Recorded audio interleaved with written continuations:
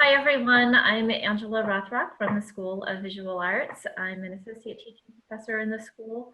And I, in addition to that, have another role with SOVA's Studio for Sustainability and Social Action. So I'll be talking a bit about that as well as my teaching as well. So I do have a presentation that I'm going to share. It has been a crash course in Zoom for me this semester, so bear with me as I fumble through and probably look very confused from time to time. So yeah, we'll get through this together, right? So you can all see my screen now, correct? Yes, thumbs up. Heather, thank you for the thumbs up. I appreciate that vote of confidence. Thank you. So I should start by sharing a little bit of information about myself and how I've come to the School of Visual Arts because it has not been a linear path. So to explain a little bit about where I come from, my undergraduate work was actually in criminal justice. I think I had too much interest in crime TV, but also really wanting to understand people and this interest in working with people to improve lives. And I didn't realize until after graduation that the justice system was not the place to do that. So back to school I went, and my advanced degrees are in education theory and policy. So I'm really interested in how policy is developed and who has voice in policy making. And that then informs my teaching as well. So let's see here. I'm trying to advance through these slides and it's not working. Let's see here. There we go. So I want to start by sharing some information about SOVA Studio for Sustainability and Social Action, which I am a part of.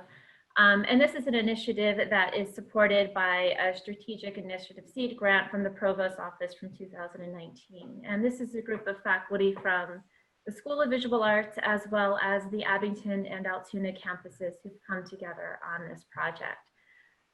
My specific role in the project is curriculum coordination. So working with folks to develop some new courses, as well as the lovely Peter Buck and I did a curriculum review of SOVA's courses using the UN Strategic Goals for Sustainable Development, and sort of looked at our intro level courses, seeing which are already discussing issues of sustainable development, and which are sort of on the cusp and could perhaps integrate some of these ideas into the classes as well.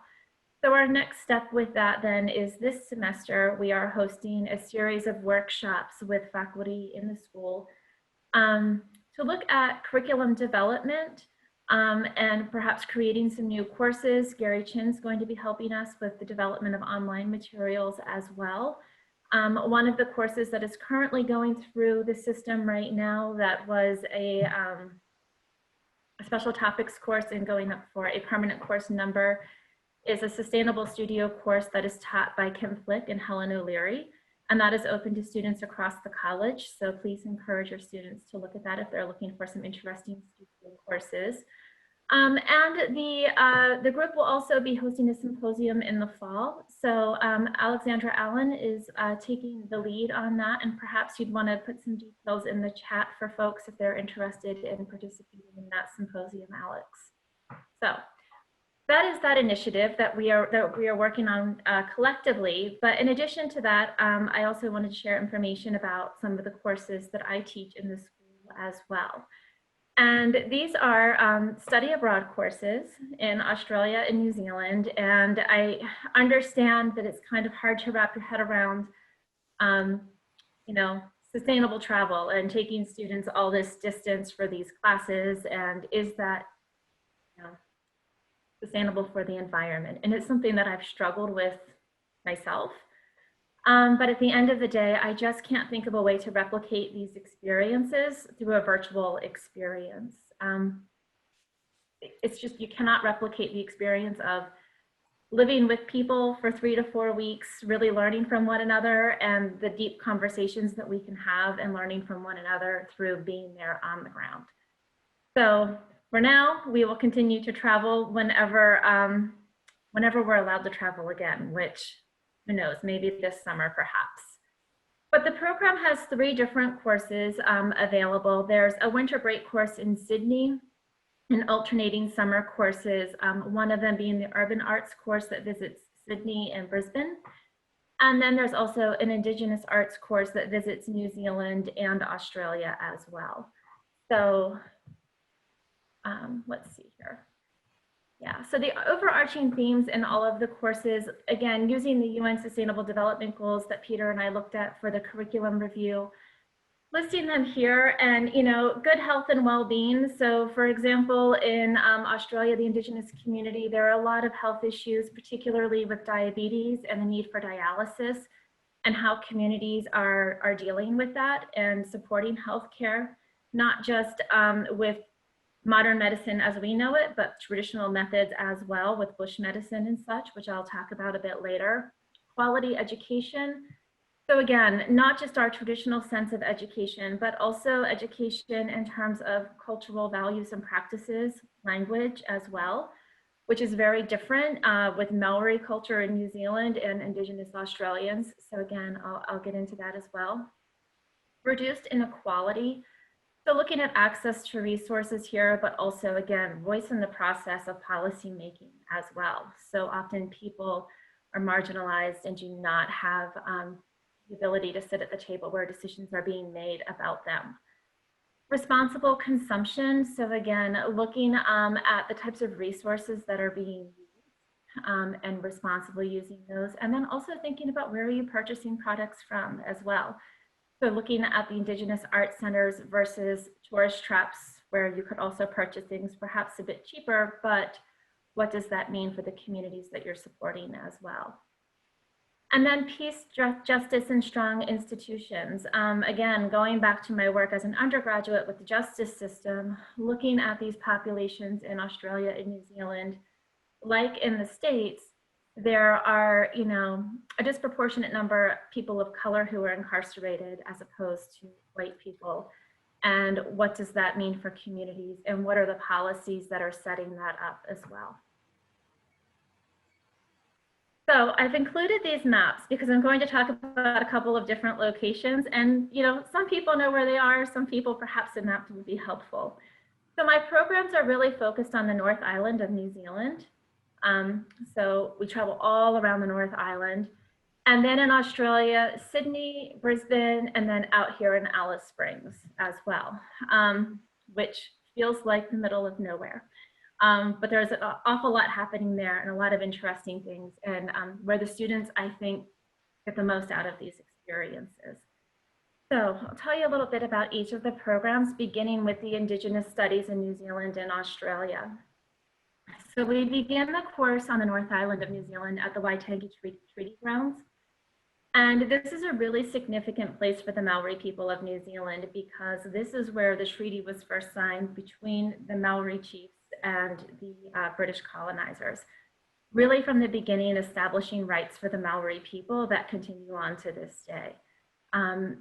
Things that give them a voice in policy making, for example, rights to determine their own destiny in terms of education, medical care, all of those sorts of things. So it's a really important and sacred place. So the students begin there by learning about the treaty and what it really means for people.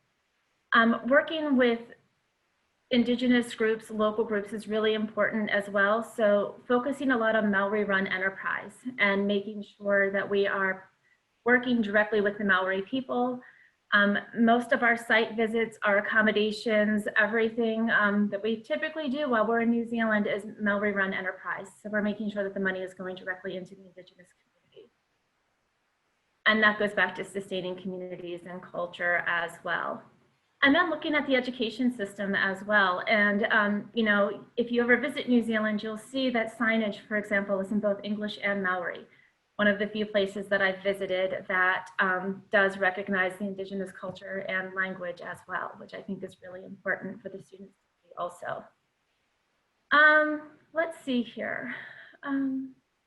Arts and traditions as well. So again, meeting with the Maori groups, also learning about their traditional art forms, such as the carving that you see here, and the traditional houses and such as well. And then also looking at rates of incarceration also. So one of the things that we do while we're in New Zealand We go to the Nawa prison, which is a predominantly Maori prison population of Maori men.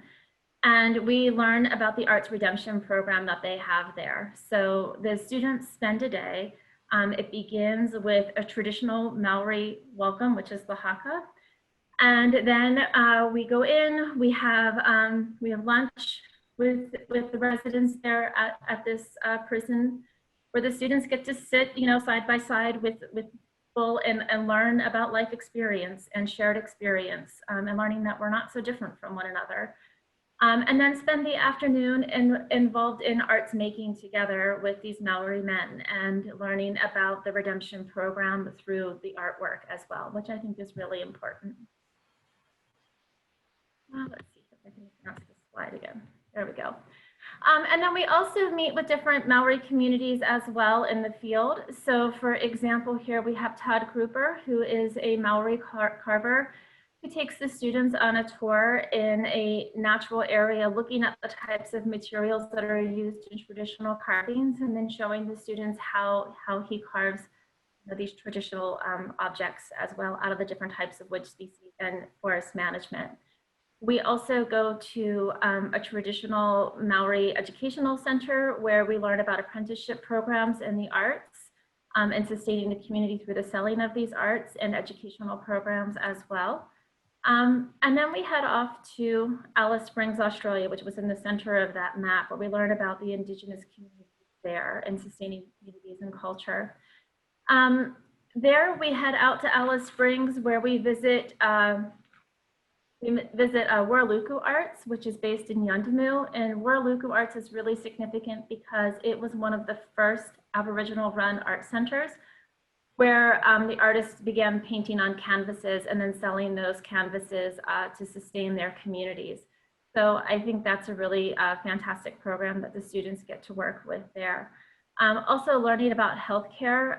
As I said, in the Indigenous Australian community, there are significant health issues and not a lot of access to adequate healthcare, but how these communities are supporting themselves through the selling of their artwork in particular. For example, there was a group of artists who sold very large paintings to get dialysis trucks, for example, to go out into bush communities to deliver dialysis to those who couldn't come in from healthcare centers, and how they're then marrying this with their traditional bush medicines as well. And again, looking at incarceration rates in Australia too, there are a lot of policies that lead to disparate incarceration rates for people of color, particularly the Indigenous community, where a lot of policies have been set up, particularly a policy that began in the 40s and went through the 70s of removing children from their families at very high rates. So these are some of the students at work here in Alice Springs. So you see there's a group of students here weaving with traditional weavers.